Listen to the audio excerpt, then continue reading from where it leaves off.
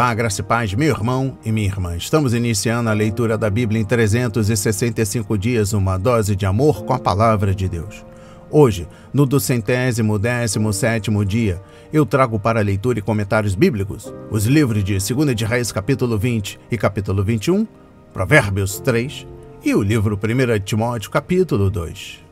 Antes de iniciarmos o nosso estudo, faço uma recomendação rápida enquanto você pega o nosso kit de fé, bloco de anotação, caneta ou lápis. A Bíblia é tão importante quanto a sua leitura diariamente nos aproxima de Deus, fortalecendo assim a nossa fé e a esperança.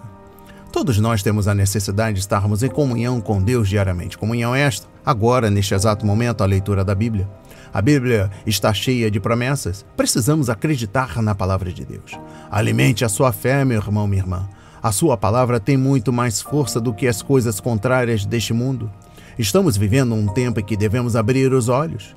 O inimigo da cruz não está aqui para roubar o seu carro, a sua casa, sua roupa, seu apartamento, relógio. Ele vem para roubar a semente. A semente é a palavra de Deus, a sua fé e os propósitos que Deus tem para a sua vida. Precisamos usar todos os recursos que Deus tem nos dado, incentivar a nossa família e a nossa comunidade na leitura da Bíblia. A Bíblia Sagrada nos faz gerar a fé, nos faz ter o alimento, a cura, a restauração. E a compreensão da palavra vem através da revelação do Espírito Santo. Senhor Jesus Cristo, revele a compreensão de sua palavra. Meu Pai do céu, Senhor, meu Deus e meu Pai, me dê a compreensão de sua palavra hoje e sempre. Em nome de Jesus, amém e graças a Deus. Se desconecte de tudo e permita que a palavra do Senhor adentre em vossos corações. Vamos para a leitura no livro 2 de Reis, capítulos 20 e capítulo 21. O rei Ezequias é curado. Por esse tempo, Ezequias adoeceu de uma enfermidade mortal. O profeta Isaías, filho de Amós, foi visitá-lo e lhe disse: Assim diz o Senhor, ponha em ordem a sua casa, porque você morrerá, você não vai escapar. Então Ezequias virou o rosto para a parede e orou ao Senhor, dizendo: Ó Senhor, lembra-te de que andei diante de ti com fidelidade, com coração íntegro, e fiz o que era reto aos teus olhos. E Ezequias chorou amargamente. Antes que Isaías tivesse saído do pátio central, a palavra do Senhor veio a ele dizendo: Volte e diga a Ezequias, príncipe do meu povo, assim diz o Senhor, o Deus de Davi, seu pai. Ouvi a sua oração e vi as suas lágrimas. Eis que eu vou curá-lo, e ao terceiro dia você subirá à casa do Senhor. Acrescentarei 15 anos à sua vida e livrarei das mãos do rei da Assíria, tanto você quanto esta cidade. Defenderei esta cidade por amor de mim e por amor a Davi, meu servo. Isaías disse mais: Peguem uma pasta de figos. Eles a pegaram e a puseram sobre a úlcera, e Ezequias recuperou a saúde. Ezequias perguntou a Isaías: Qual será o sinal de que o Senhor me curará e de que, ao terceiro dia, subirei à casa do Senhor? Isaías respondeu: Este é o sinal que você receberá do Senhor para indicar que Ele cumprirá o que prometeu. Você quer que a sombra se adiante 10 graus ou que retroceda 10 graus? Ezequias respondeu: É fácil a sombra adiantar 10 graus, mas que não seja assim. Pelo contrário, que ela retroceda 10 graus. Então o profeta Isaías clamou ao Senhor, e ele fez retroceder 10 graus a sombra lançada pelo sol, declinante no relógio de Acaz. Os mensageiros da Babilônia. Nesse tempo, Merodach-Baladã, filho de Baladã, rei da Babilônia, enviou cartas e um presente a Ezequias, porque soube que ele havia estado doente.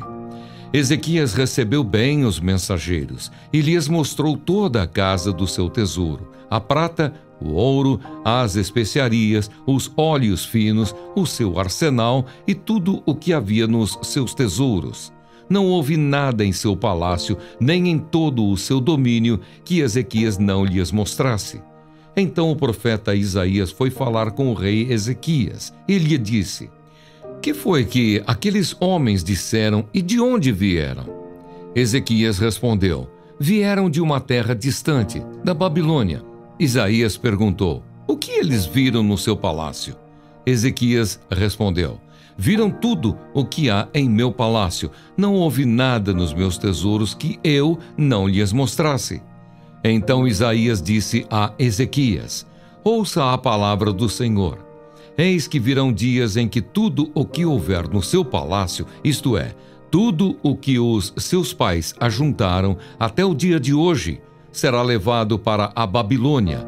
Não ficará coisa alguma, diz o Senhor.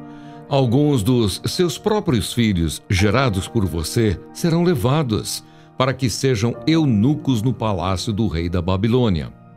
Então Ezequias disse a Isaías: boa é a palavra do Senhor que você falou.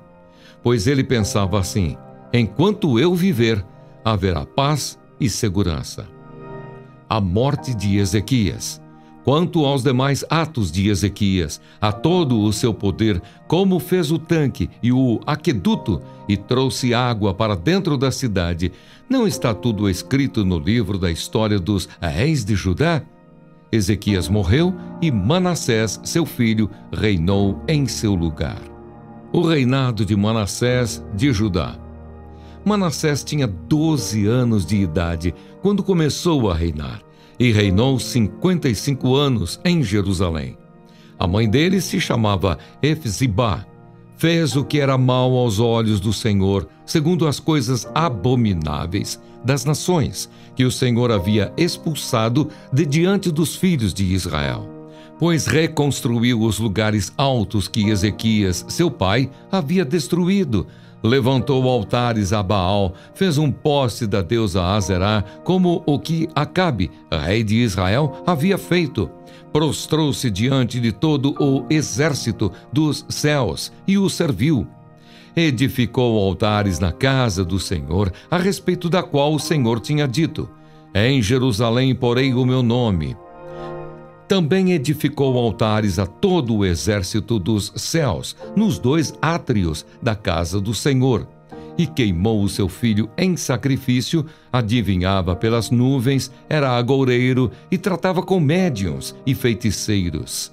Fazia continuamente o que era mal aos olhos do Senhor para o provocar a ira. Também pegou a imagem de escultura da deusa Azerá que ele tinha feito e a colocou no templo, a respeito do qual o Senhor tinha dito a Davi e a seu filho Salomão: neste templo e em Jerusalém que escolhi de todas as tribos de Israel, porei o meu nome para sempre. E não farei com que os pés de Israel andem errantes, longe da terra que dei aos seus pais, desde que eles tenham o cuidado de fazer segundo tudo o que lhes tenho mandado, e conforme toda a lei que Moisés, meu servo, lhes ordenou. Eles, porém, não ouviram. Manassés de tal modo os levou a andar errantes, que fizeram pior do que as nações que o Senhor tinha destruído de diante dos filhos de Israel. Então o Senhor falou por meio de seus servos, os profetas, dizendo: visto que Manassés, rei de Judá, cometeu estas abominações, fazendo pior do que tudo o que os amorreus fizeram antes dele, e também levou Judá a pecar com os ídolos dele, assim diz o Senhor Deus de Israel: eis que trarei uma desgraça tão grande sobre Jerusalém e Judá, que todo aquele que ouvir a respeito dela ficará com os 2 ouvidos tinindo. Estenderei sobre Jerusalém o cordel de Samaria e o prumo da casa de Acabe. Eliminarei Jerusalém como quem elimina a sujeira de um prato, limpando e virando-o de boca para baixo.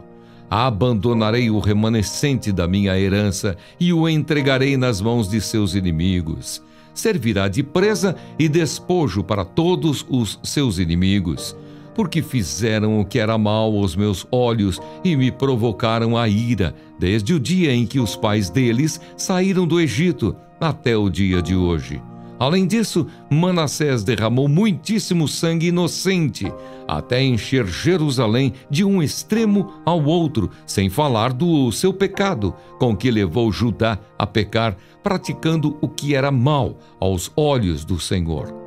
Quanto aos demais atos de Manassés, a tudo o que fez e ao seu pecado que cometeu, não está tudo escrito no livro da história dos reis de Judá? Manassés morreu e foi sepultado no jardim da sua própria casa, no jardim de Uzá, e Amon, seu filho, reinou em seu lugar. O reinado de Amon de Judá. Amon tinha 22 anos de idade quando começou a reinar e reinou 2 anos em Jerusalém. A mãe dele se chamava Mesulemete e era filha de Aruz, de Jutbá. Amon fez o que era mal aos olhos do Senhor, como Manassés, seu pai, havia feito. Andou em todo o caminho em que o pai dele tinha andado. Serviu os ídolos a que o pai dele havia servido e os adorou. Assim ele abandonou o Senhor, Deus de seus pais, e não andou no caminho do Senhor. Os servos do rei Amon conspiraram contra ele e o mataram em sua própria casa. Porém, o povo daquela terra matou todos os que conspiraram contra o rei Amon e proclamou Josias, filho de Amon, rei em seu lugar. Quanto aos demais atos de Amon e a tudo o que fez, não está tudo escrito no livro da história dos reis de Judá? Amon foi sepultado em seu túmulo no jardim de Uzá, e Josias, seu filho, reinou em seu lugar. Amém. Compreendendo o livro de 2 de Reis, capítulo 20, exposição bíblica dos versículos 1 a 11. De acordo com o versículo 6, a doença de Ezequias aconteceu 15 anos antes de sua morte, a qual os cronologistas situam em 687 a.C. Isso significa que sua doença e cura, bem como a visita dos embaixadores da Babilônia, ocorreram em 702 a.C., um ano antes de os assírios atacarem Jerusalém. Compreendendo o versículo 1, o fato de o profeta Isaías tê-lo visitado com uma mensagem tão solene mostra como esta experiência realmente era séria. Exposição bíblica dos versículos 4 a 11. Deus respondeu à oração de Ezequias, dizendo a Isaías como promover a cura e também dando ao profeta 2 grandes promessas para compartilhar com o rei. Primeiro, Ezequias iria recuperar e adorar no templo em 3 dias. Segundo, o Senhor iria defender e livrar a cidade de Jerusalém das mãos dos assírios. Lembre-se de que a doença de Ezequias ocorreu antes da invasão do exército de Senaqueribe, registrada nos capítulos 18 e 19.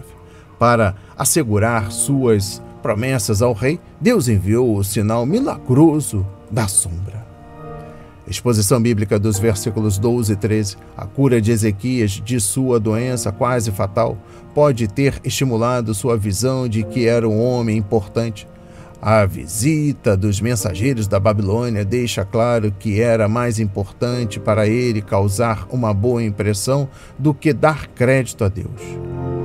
Compreendendo o versículo 12, os mensageiros trouxeram presentes caros do rei da Babilônia, como também cartas pessoais expressando a situação do rei em saber que Ezequias estava restabelecido de sua grave doença. Ezequias deveria ter percebido que Merodach Baladã não tinha interesse pessoal na saúde do rei de Judá, mas somente queria obrigar Ezequias a se tornar um aliado da Babilônia.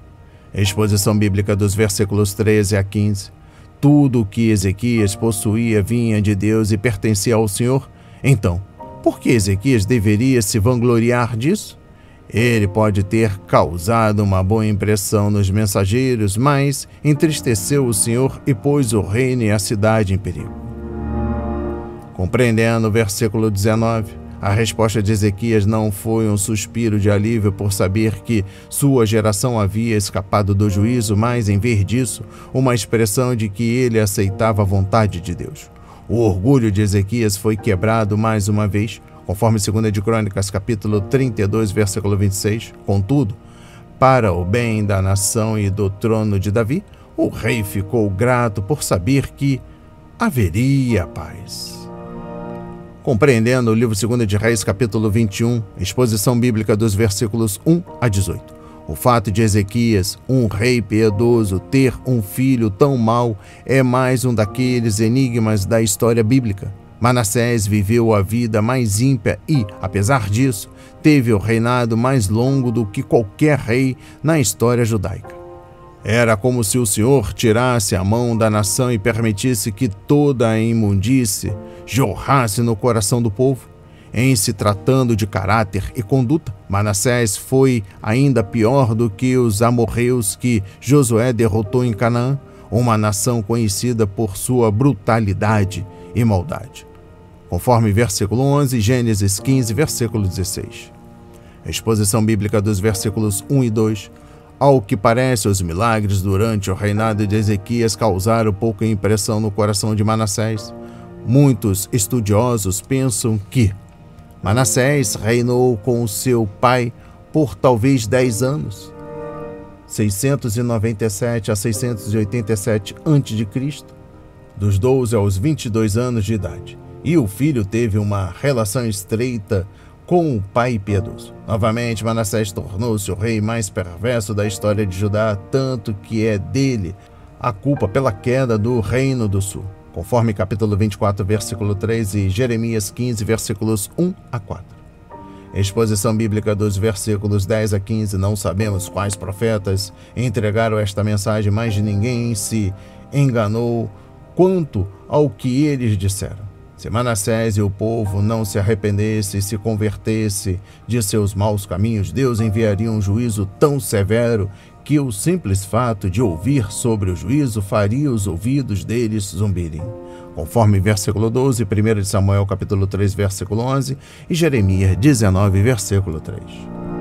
Compreendendo o versículo 12, a palavra hebraica salal significa zumbir, tremer, e está relacionado ao vocabulário usado para definir símbolo e sinos.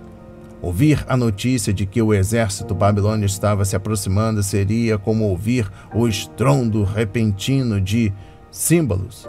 Acorde, acorde, contudo, seria tarde demais. Compreendendo o versículo 14, a palavra abandonar significa entregar ao juízo. Deus prometeu nunca abandonar seu povo, conforme 1 de Samuel capítulo 12, versículo 22 e 2 de Samuel capítulo 7, versículos 23 e 24. Mas também advertiu de que o castigaria se desobedecesse a ele. Deus não quebra suas promessas. O povo é que violou a aliança. Deus é sempre fiel à sua aliança, seja para abençoar a obediência, seja para punir a insubmissão. E eu encerro a compreensão do livro 2 de Reis, capítulo 21, com a exposição bíblica dos versículos 19 a 26. O jovem Amon havia sido muito influenciado pelos pecados de seu pai e, sem dúvida, algumas pessoas na corte o incentivaram a manter os velhos hábitos. Seu coração endureceu para o Senhor e seus oficiais acabaram matando. Vamos para a leitura no livro de Provérbios, capítulo 3. Conselhos da sabedoria aos moços. Meu filho, não se esqueça dos meus ensinos e que o seu coração guarde os meus mandamentos, porque eles aumentarão os seus dias e lhe acrescentarão anos de vida e paz. Não deixe que a bondade e a fidelidade abandonem você. Amarre-as ao pescoço, escreva-as na tábua do seu coração e você encontrará favor e boa compreensão diante de Deus e das outras pessoas. Confie no Senhor de todo o seu coração e não se apoie no seu próprio entendimento. Reconheça o Senhor em todos os seus caminhos e Ele endireitará as suas veredas. Não seja sábio aos seus próprios olhos. Tema o Senhor e afaste-se do mal. Isto será como um remédio para o seu corpo e refrigério para os seus ossos. Honre o Senhor com os seus bens e com as primícias de toda a sua renda. E os seus celeiros ficarão completamente cheios, e os seus lagares transbordarão de vinho. Meu filho, não rejeite a disciplina do Senhor, nem se aborreça com a sua repreensão. porque o Senhor repreende a quem ama, assim como um pai repreende o filho a quem quer bem. Feliz é quem acha a sabedoria, feliz é aquele que alcança o entendimento, porque o lucro que a sabedoria dá é melhor do que o lucro da prata, e a sua renda é melhor do que o ouro mais fino. A sabedoria é mais preciosa do que as joias, e tudo o que você possa desejar não se compara com ela. Em sua mão direita ela oferece vida longa, e na sua mão esquerda ela tem riquezas e honra. Os seus caminhos são caminhos agradáveis, e todas as suas veredas são paz. Ela é a árvore de vida para os que a alcançam, e felizes são todos os que a retêm. O Senhor com sabedoria lançou os fundamentos da terra, com inteligência estabeleceu os céus. Pelo seu conhecimento os abismos se romperam e as nuvens destilam o orvalho. Meu filho, que estas coisas não se afastem dos seus olhos. Guarde a verdadeira sabedoria e o discernimento, porque serão vida para a sua alma e enfeite para o seu pescoço. Então você andará seguro no seu caminho e o seu pé não tropeçará. Quando se deitar, você não terá medo. Sim, você se deitará e o seu sono será tranquilo. Não temerá o pavor repentino, nem a desgraça dos ímpios quando vier, porque o Senhor será a sua segurança e Ele não deixará que os seus pés sejam presos. Não deixe de fazer o bem aos que dele precisam, estando em sua mão o poder de fazê-lo. Não diga ao seu próximo, vá e volte mais tarde, amanhã eu terei algo para dar, se você tem isso em suas mãos agora. Não planeje nenhum mal contra o seu próximo, pois ele mora ao seu lado e confia em você. Não entre em litígio com alguém se ele não tiver feito nenhum mal a você. Não tenha inveja do homem violento, nem siga nenhum de seus caminhos, porque o Senhor detesta o perverso, mas aos retos trata com intimidade. A maldição do Senhor está sobre a casa dos ímpios, porém a morada dos justos ele abençoa. Certamente ele zomba dos zombadores, mas dá graça aos humildes. Os sábios herdarão honra, mas aos tolos está reservada a vergonha. Amém. Compreendendo o livro de Provérbios, capítulo 3, exposição bíblica dos versículos 1 a 4. Ao longo deste capítulo são dadas condições para recebermos a direção de Deus. A primeira condição é que aprendamos a verdade do Senhor. A vontade de Deus é revelada na sua palavra, conforme Colossenses 1, versículos 9 a 10. E a única maneira de conhecer sua vontade é estudar sua palavra e obedecer a ela.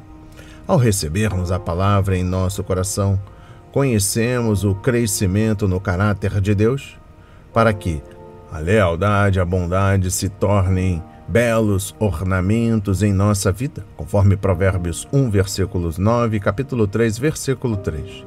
Não é suficiente que os cristãos tenham a Bíblia nas mãos.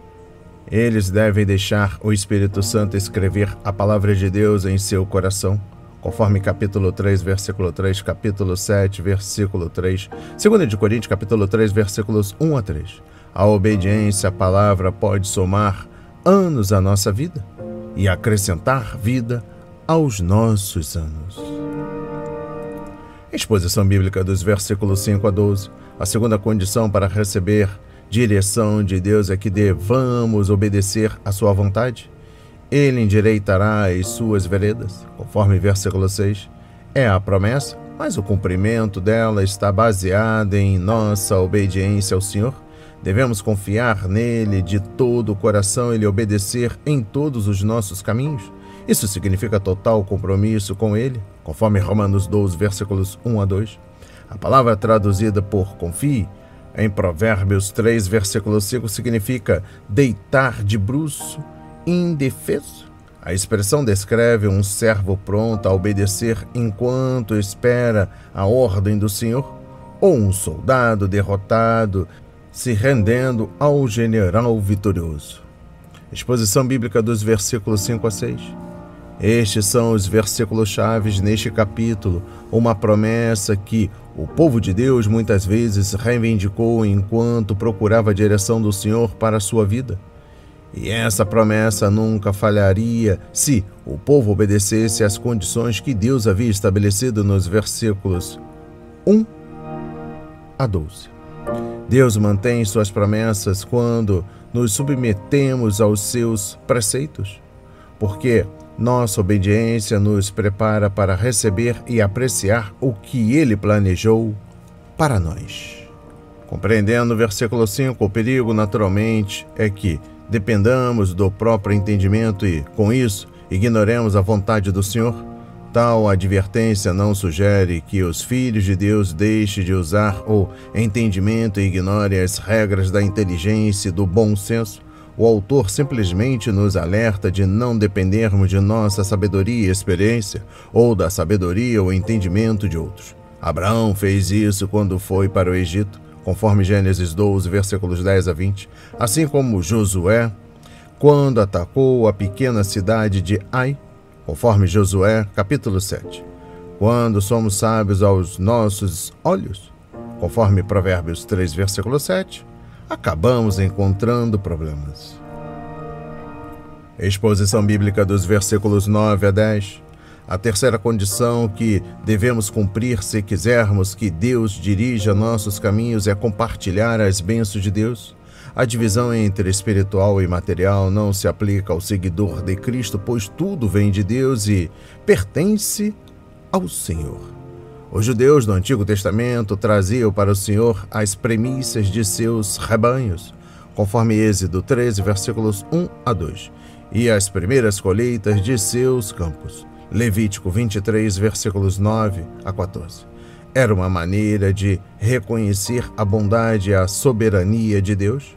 O paralelo no Novo Testamento é visto em Mateus 6, versículo 33. Exposição bíblica dos versículos 11 a 12. A quarta condição para receber a direção na vida é submeter-se à correção de Deus. A disciplina faz parte do plano de Deus para ajudar seus filhos e filhas a amadurecerem no caráter divino, conforme Hebreus 12, versículos 1 a 2. Deus nos castiga não como um juiz pune o criminoso, mas como o pai disciplina o filho. Ele age com amor e seu objetivo é que participemos da sua santidade, conforme Hebreus 12, versículo 10.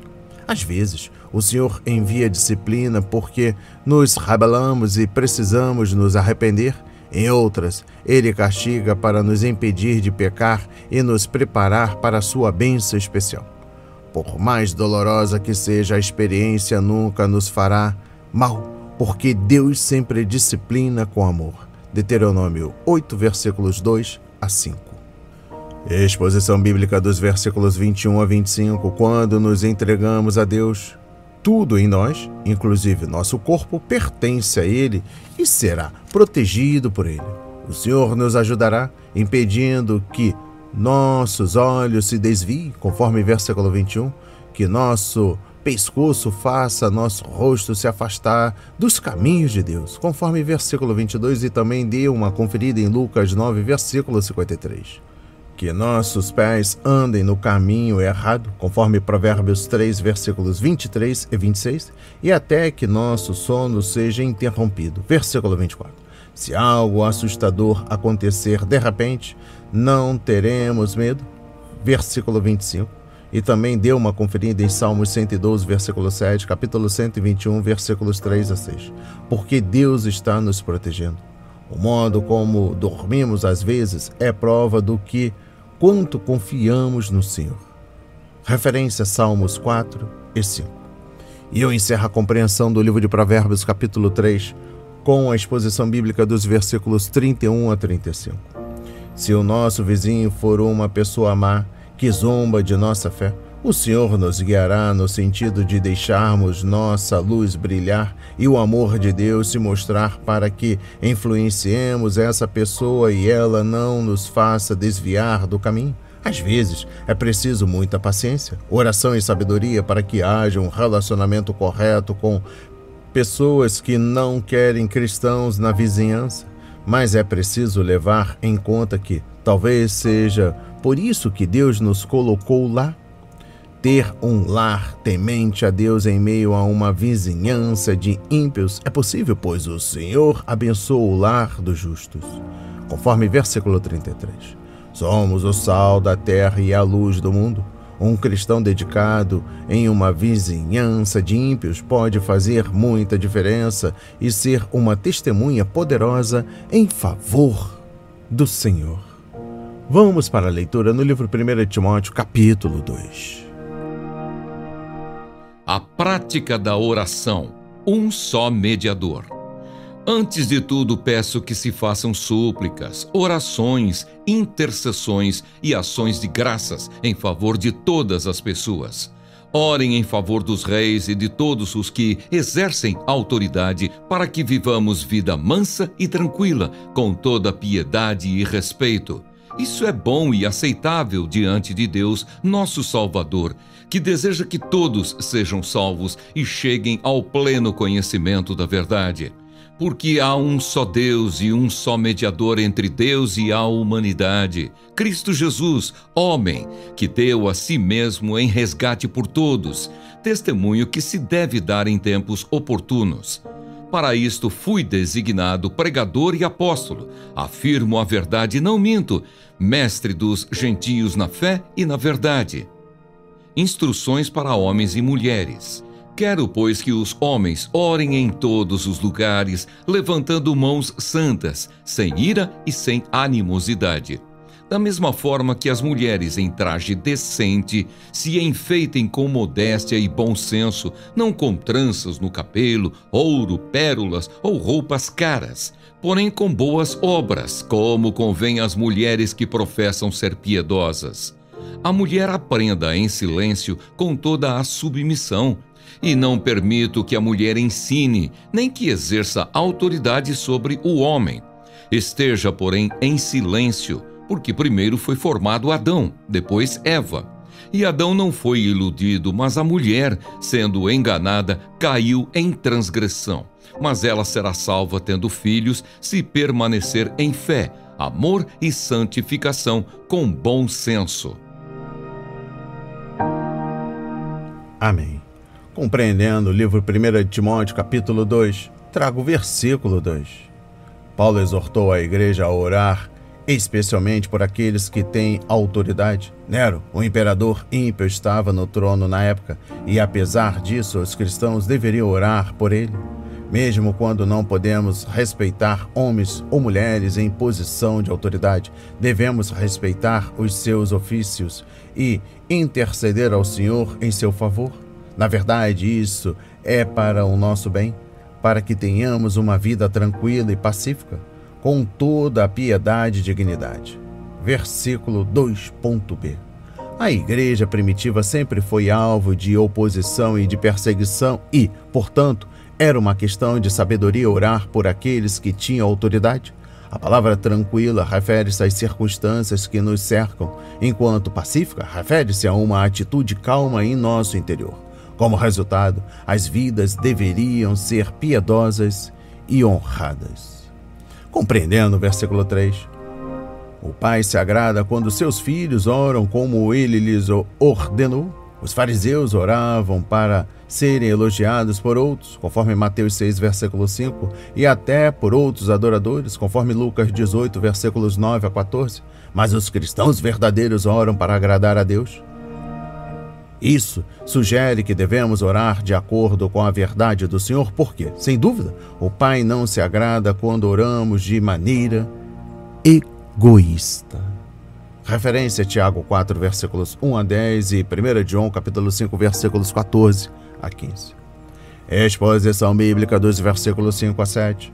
Muitos cristãos não percebem que a oração deve estar baseada na obra de Jesus como Salvador e mediador. Como Deus homem, Cristo é o mediador perfeito entre o Deus Santo e os seus filhos falhos. Uma das queixas de Jó tinha a ver com a falta de um mediador que pudesse levar a sua mensagem ao trono de Deus, conforme Jó 9, versículo 33. Uma vez que existe somente um Deus, há necessidade apenas de um mediador. E esse é Jesus Cristo. Ninguém mais está apto a exercer tão relevante papel. Exposição bíblica dos versículos 9 a 15. Por causa de suas conotações opressivas, a palavra sujeição deixa algumas pessoas com raiva. Alguns escritores bem-intencionados chegaram a acusar Paulo de ser um solteirão ríspido, contrário às mulheres. Aqueles de nós que se concentraram na inspiração e na autoridade da palavra de Deus sabem que os ensinamentos de Paulo vieram de Deus e não do próprio apóstolo. E eu encerro a leitura da Bíblia em 365 dias e também da compreensão do livro 1 Timóteo, capítulo 2, com o versículo 15. Paulo apresentou um princípio geral que incentivou as mulheres cristãs daquela época. O ministério delas não era dirigido à igreja, mas cuidar da casa e dar à luz filhos para a glória de Deus, conforme capítulo 5, versículo 14. A congregação das mulheres representadas pelo seu lar iria dar-lhes muitas oportunidades para ensinar a palavra e ministrar aos santos, conforme Romanos 16, versículos 1 a 6. O Senhor usou mulheres dedicadas para ajudar Paulo no seu ministério, conforme Atos 18, versículos 1 a 3, Romanos 16, versículos 1 a 2 e 2 Timóteo, capítulo 4, versículo 2. Da mesma forma, Deus usa as mulheres nas igrejas, hoje em dia. As palavras de hoje foram semeadas para as nossas vidas, para a honra e a glória do Senhor. Receba este alimento diário, não hesite, compartilhe. Deus está interessado na minha e na sua dor. Que Deus nos abençoe.